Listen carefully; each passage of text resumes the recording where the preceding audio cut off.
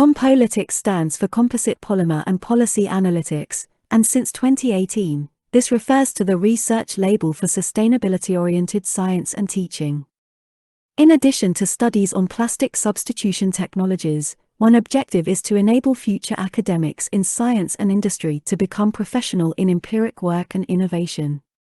For this reason, Compolytics is also present in university education, and also investigates new teaching methods in the field of cooperative and problem-based learning. Latest studies can make a further contribution to the state of research in educational science, and Compolytics now presents its newest peer review paper under the following title: Effectiveness of Peer Review as Cooperative Web-Based Learning Method Applied Out of Class in a Role-Playing Game. A case study by quasi-experimental approach. What is a CPR? During a CPR, students write an essay on an exam-relevant topic according to strict format specifications. Fellow students do at least one review and give critique. At the semester's end, all contributions are brought together in a class journal for joint publication. In this particular study on CPR, it was investigated whether the class peer review approach has a positive impact on students' learning outcomes. Get more information about the paper content from the abstract now.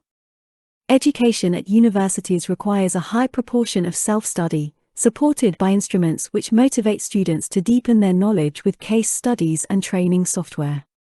The gain in learning is higher when what is learned is reflected by others in a cooperative process. The class peer review requires from students to evaluate each other, but lecturers lose a lot of time when applying it during the lecture. Research on the class peer review shows many different approaches to how this method should be carried out effectively, and many of them still demand a high presence of the lecturer. In contrast to most studies, this article reports the results of a class peer review conducted outside the classroom. It was assisted by a web-supported role-playing game representing a publisher, where a common online class journal is used as an incentive and motivational element. The effectiveness of class peer review was examined by means of a quasi-experimental study. It turned out that the experimental group used the training software significantly more frequently in addition to the lecture materials, and a meaningful increase in group dynamics was recorded. Also, female students were more motivated to continue this type of group work in the future. Final grades were better under class peer review conditions, but the effect was statistically weak.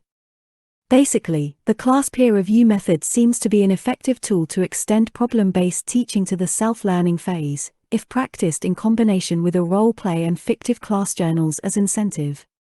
This provides further potential to e-learning instruments.